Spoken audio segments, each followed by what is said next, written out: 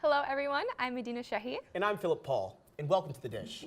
At long last, fall is in the air and every person with a pulse has spread their autumn wings and let their basic flag fly. I'm talking cardigans. Oh God, I love sweater weather. Overpriced pumpkin spice lattes.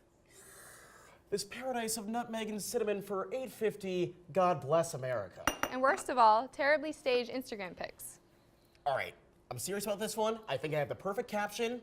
You are the apple of my eye. You're a comedic genius, Philip. Before I prove why I went for host and not for camera operator, let's cover a few of our top stories from this week.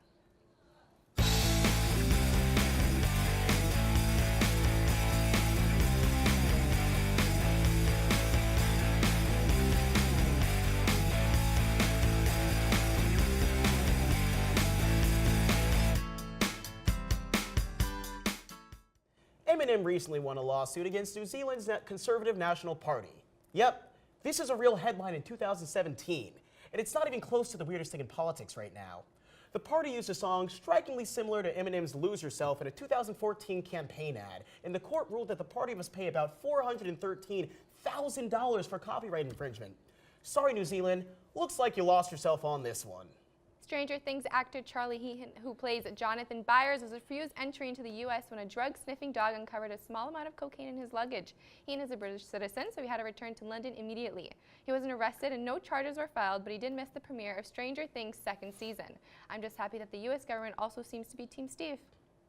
An inmate in West Virginia walked out of prison after disguising himself as a civilian. It took prison officials an entire day to realize he was missing, and he was captured after 4 days on the run. I just don't see why this is a big deal. I walk out of class in civilian clothes to buy a bagel from Starbucks every single day, and I don't see any stories written about me. The newest 3D Mario game has come out and critics and fans are impressed. The game is being praised for its emphasis on exploration and the design of the challenges. Many are saying it's one of Nintendo's best games. However, everyone is really excited that we now have official confirmation that Mario does in fact have nipples. Tweens everywhere rejoice! Justin Bieber and Selena Gomez were seen hanging out again, and fans were hoping this means the former couple still have a chance. When The Weeknd was questioned about how he felt about this, all he had to say was, "She told me don't worry about it." Well, now that song will be stuck in my head for the next 3 weeks. Don't you fret, our music news will be coming up right after this commercial break to infect you with much worse songs, so stay tuned.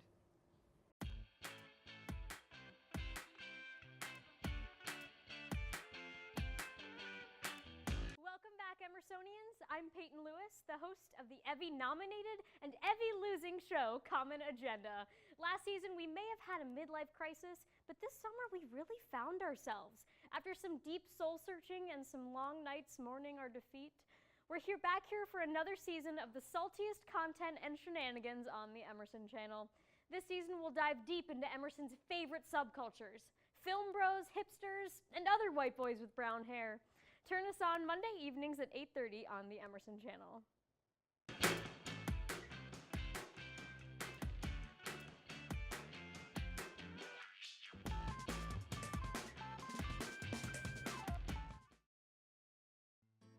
Guys, I cannot have any more ramen. Yeah, this food is really disgusting. These are herbal cough drops. Well, they're better than nothing. I have some fruit if you guys want. Those are Skittles. Just trying my best. Well, maybe we can just go to the DH? What? Oh my god, that stuff is prison food. Well, do you have any other ideas? Well, I'm like starving, so like we have to do something. Did someone say something? Hi kids, Kitchen Man here. Do you know you can tune into Emerson Channel College Kitchen for great dorm-friendly, budget-friendly recipes? Okay, but like what if I need to go out to brunch with my girls? Try Taste of Boston, where we profile great local restaurants in the Boston area. What if I only want to eat competitive chef's food? Tune in to Sliced, our brand new competitive cooking show. I want to watch College Kitchen. But wait! We are College Kitchen!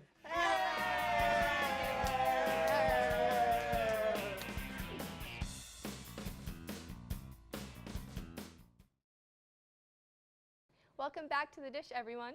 Let's get back in the groove with an update on music news from our favorite ISIS fan, Bob Dylan's ISIS, that is, Bailey Olmstead. Hi, I'm Bailey Olmstead, and I'm the only one who didn't get the memo we weren't doing this week's episode in costume, so thanks, Philip.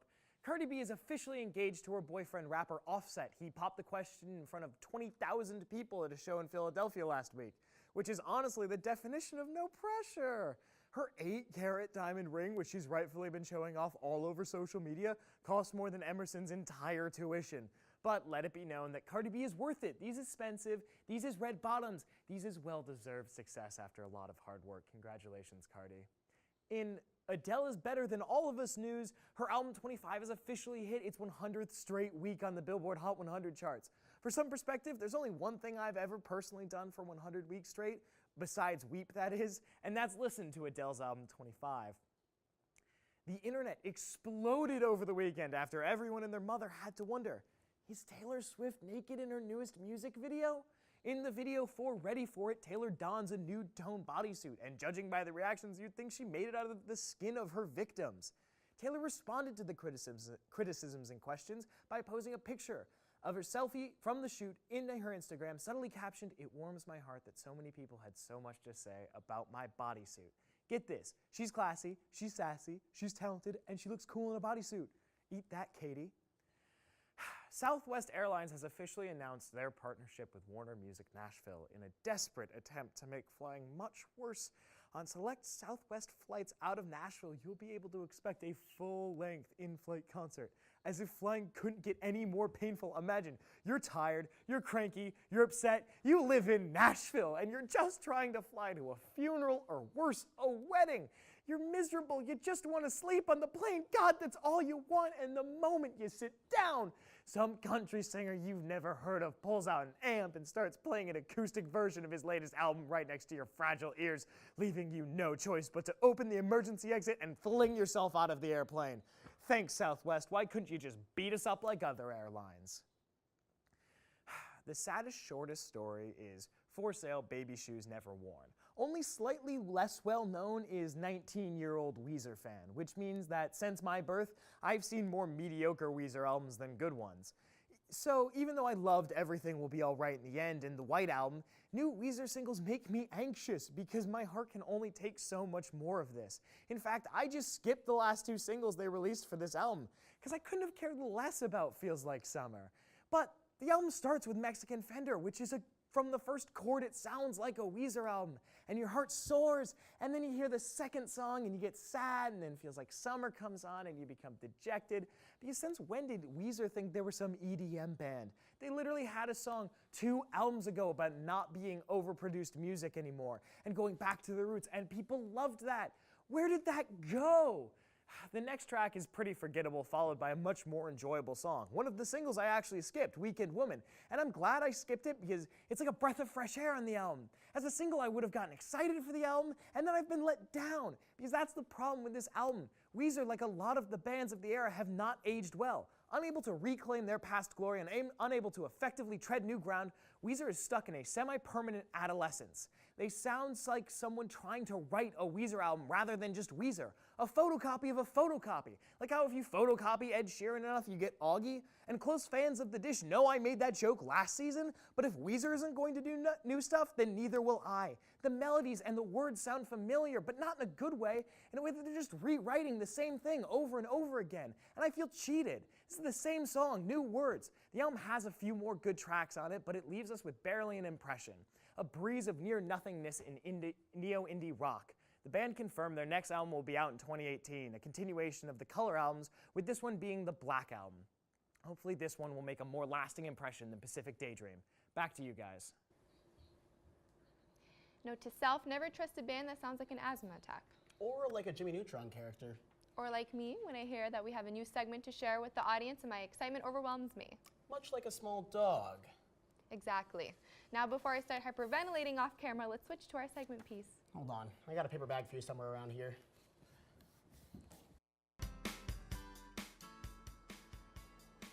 Hello, my name is Brian Roque. And I'm Marissa DeFranco. Right now we are on the streets of Emerson College to find out how much they know about the entertainment world. Let's get started.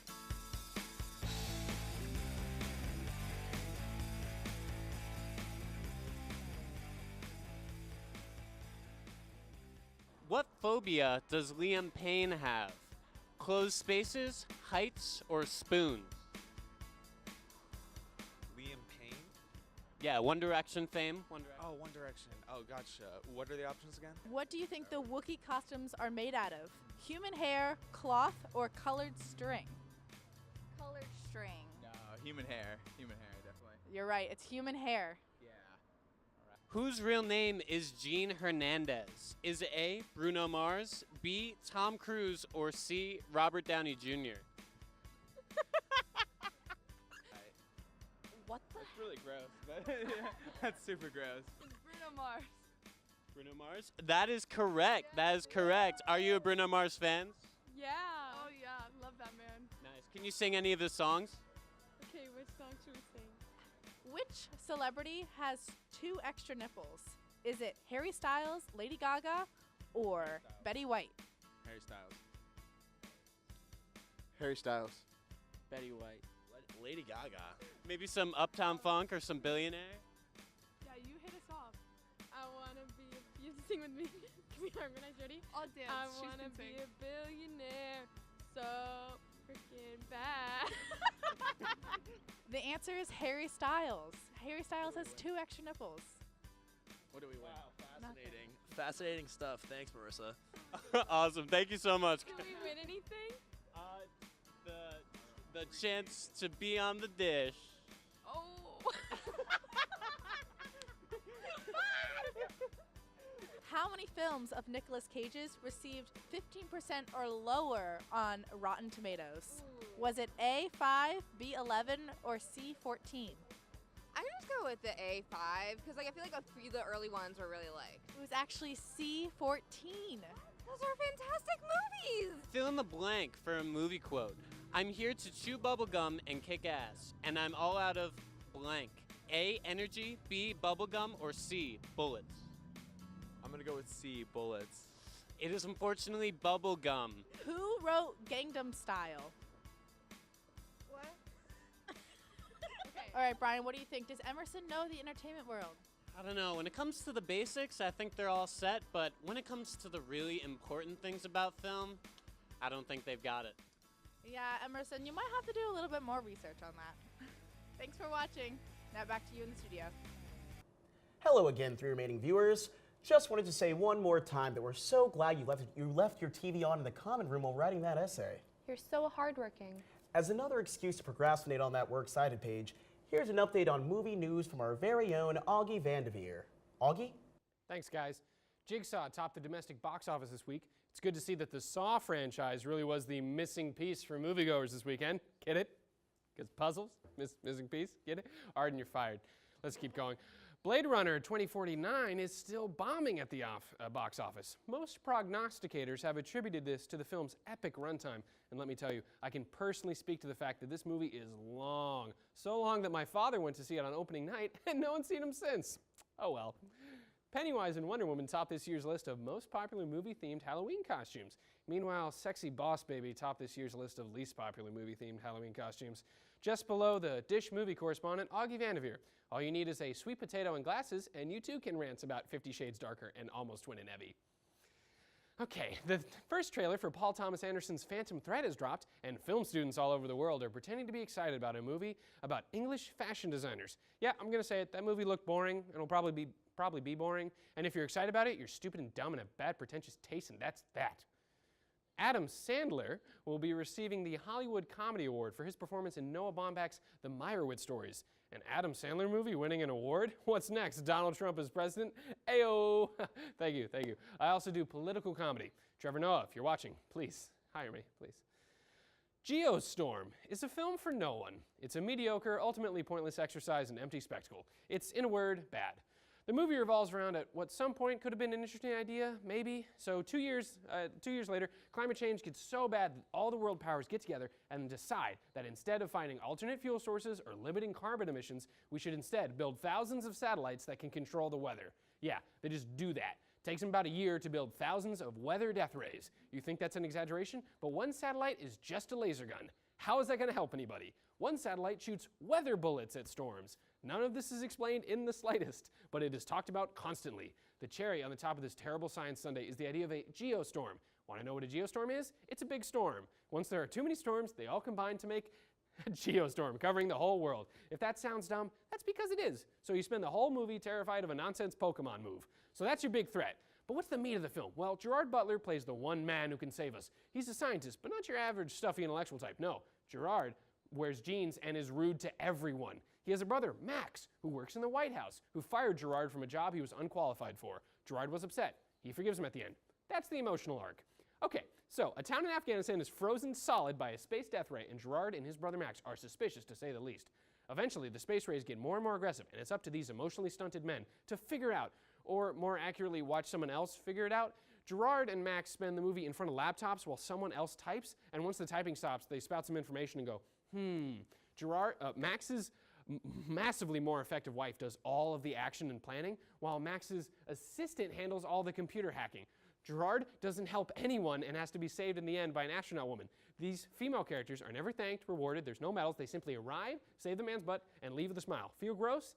You should. More like Geostorm. He should eventually... Okay, so they eventually figure out the evildoer's plot. The Secretary of State, played by Ed Harris, wants to destroy most of the world so that the U.S. doesn't have to give up control of the death rays to the UN. Yeah, okay, so the plan is to catastrophically fail so horribly at monitoring the satellites that the international community will be forced to let you keep the job. That makes no sense. Also, idiot, the U.S. is still in the UN and we basically run it. What, you're worried that Canada might try something?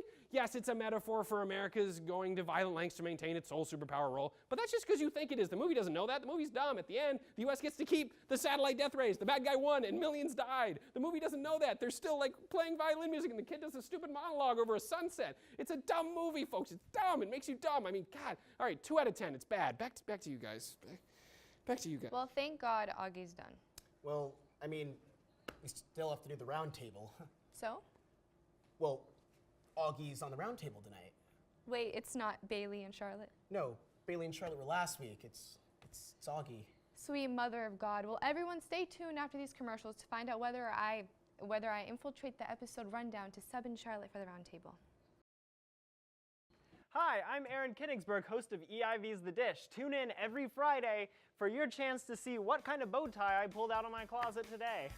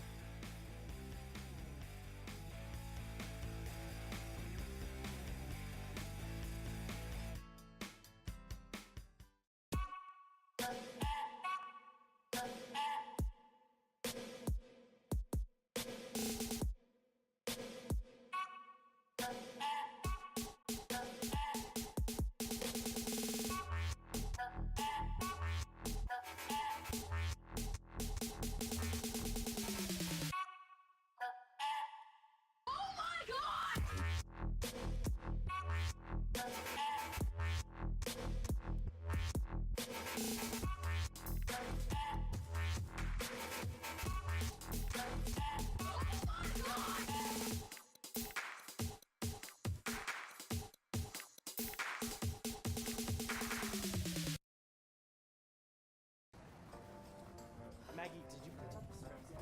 No, that was your job. Maggie, oh my God, I do it every No, week. no, I told you this is the one but we I talked didn't about want this. responsibility. Okay. I need to pick my wedgie. Oh my God, look, they got us slushies.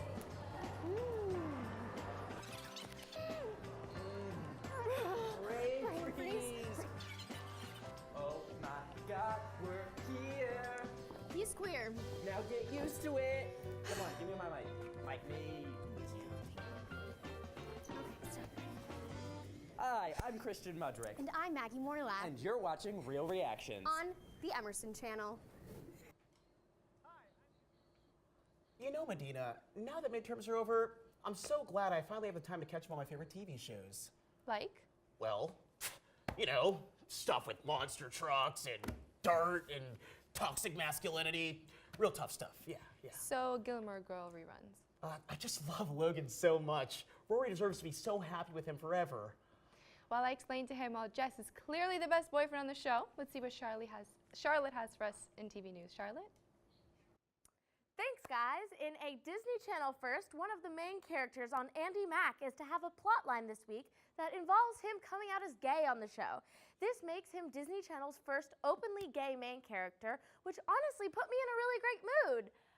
Until I read some of the comments from the truly genius and scholarly individuals who actually believe that the comment section is a great place to debate their bigoted opinions. They spouted gems like, another channel to boycott and not watch, and Disney has become the antithesis of the wholesome, family-centric entity that Walt Disney created. Which is weird because I had those same exact thoughts when I heard that they produced a show called Dog with a Blog. The Walking Dead had its 100th episode this week, and it was praised with such words as an empty corpse of a television program and walking in circles. This episode truly showed how outplayed the whole series is and how badly it needs to come to an end. But to the credit of The Walking Dead, it really has made me scared of the brainless, mind-numbed monsters that I just wasn't expecting to be the producers of the show. Netflix released a list of their shows that are being binged fastest by consumers. And the list is nothing surprising at all, just all the shows you'd expect to be watched quickly, like Gilmore Girls and Fuller House and The Ranch? The Ranch? Why are people watching The Ranch at all? No less quickly. If you guys are watching The Ranch as a torture technique, I can't see why else you'd be watching it. It works much better as a slow burn. Nathan Fillion is to star in his own cop drama show called The Rookie on ABC. The show is to follow Fillion as the oldest rookie at his LAPD precinct, doing his best to become a cop. I'm sorry, so basically the only difference from Castle is that he's not a writer and that it's set in LA instead of New York. I'm so happy that there's another cop show on TV. It just feels like there's no good shows on TV about cops. Man, it's been a big week for season 2 of shows. Just this week alone, it has been announced that Big Mouth, American Vandal, Star Trek Discovery are all being renewed for a season 2. Stranger Things, Vice Principals, The Good Place are all having excellent season 2s, which makes me wonder, hey, when is The Dish getting our season 2? Oh, we're the longest running show on EIV, and this is far beyond our second season? Oh, got it. Okay, Stranger Things, season 2. 9 episodes, 1 day. That's how long it took me to finish it, and I'm going to try to find a way to freak out about it without revealing any spoilers. Dustin's teeth have finally grown in. Mike is still adorable and clever. Winona Ryder is still just playing Winona Ryder, but it's fine. I'm happy for her. She really deserves this break. Steve is still really hot. Nancy is still the same age as me and has a much more successful acting career than I do. And Barb is still dead. Season 2 of Stranger Things, in my opinion, lives up to all the hype and is thoroughly entertaining. It answers all the unanswered questions we had in Season 1 and introduces some new characters who create some very interesting drama. But one of the most important contributions of the new characters is Billy and his disgustingly greasy mullet. Another way the show's attention to detail and making it authentically 80s is impeccable. Another little 80s touch the creators decided to throw in is giving Winona Ryder's character a boyfriend, a dorky guy played by Sean Astin. Oh, you don't know him by name? Have you seen The Goonies? Yeah. Mikey Walsh from The Goonies is dating Veronica Sawyer on Stranger Things, and I am living for it! Long story short, Stranger Things Season 2 is really good, and if you liked Season 1, Season 2 will definitely keep you glued to your computer screens. Back to you, Medina and Philip. All right, Philip, time for the true test of co-hosting capability. Pineapple pizza or not? Honestly, I could go either way. You what? I don't really have an opinion on it. Well, you better get opinionated real fast because it's time for this week's roundtable with Augie and Bailey. Oh, all right, guys. JT performing at the Super Bowl. What do you think? Bailey, you take it. Why is Justin Timberlake doing the Super Bowl? He hasn't had an album since 2013. He had that song for Trolls. Yes. So is the Super Bowl going to be a bunch of dancing trolls, and then there's a halftime show as well? It's ridiculous. I guess so. What do you think? I think my opinion on Trolls is well documented. God, what a garbage film. And I don't think he should be rewarded with that, with a halftime show. Of course not. Yeah. Yeah. I think it's crazy, the whole Nipplegate situation he had. Yes. This is Okay, before that's Gate was yeah, a suffix. This is just nip slip. Yes, but that's another word Nipplegate's for more it. fun. Yeah. Yeah, it's good. Yeah. Yeah. I thought Nipplegate was the Mario thing. Didn't we already talk about that this Yes. episode? Yeah. I guess so. But now it's Janet Jackson. Janet Jackson. Right. Janet Jackson's playing Mario? Yeah, I was going to say, imagine Mario and Janet in a game together. No, but forget all that. All right, Okay. so if JT's not doing the Super Bowl, who would you want to do the Super Bowl? I want you to go first. You go Yeah, first. I think Outcast. So Outcast. I'm on board. Atlanta, All right. Atlanta can win one Super Bowl. My suggestions are yeah. done. I want Outcast to do the Super Bowl. Yeah, That's a but good Andre might suggestion, not yeah. show up, but Big Boy will. And, he had them come out He last year, did. Boomiverse, and I enjoyed it. But yeah, I'll probably go Outcast for my first choice. My first choice is Weird Al Yankovic. A few years Oh my ago, God. there was an actual campaign to get him. He does these huge productions for his normal concerts. I can't imagine what he'd do with a Super Bowl budget. He's a beloved American icon. He was in The Walking Dead. His song, Another One Rides the Bus, was just like in the episode. He's gonna star in the Walk of Fame. Like, why shouldn't the guy headline a Super Bowl? Does he actually have a star on He's the Hall about Walk to of get Fame? one. Him and Lin-Manuel Miranda were at lunch together when they both found out. They both got the phone call at the same time that Wow. they're getting a star on the Walk of Fame. That's a That's actually strange pretty lunch. incredible. Yeah, that's like an How interesting. old is Weird Al now? In his gotta be up there. 50s. He's in his 50s. Okay, then that'd be a think little bit he's- of a yeah. concern. Does he have the Just- energy to run around a whole Okay, football okay. field? I was gonna say Bruce- he's Just just Lady old enough Gaga for put on that, an yeah. athletic performance. That's true, but like Bruce Springsteen's in his 70s, and he did Well, a he's great the one boss. in 2000. Yes, he is. Who I In want. 2008. Yeah, I was gonna Oh, say, yeah, do that. yeah. What do you This think? one, What do this you one's think? important. Yeah. So I want Britney Spears to do it, and let me first explain something.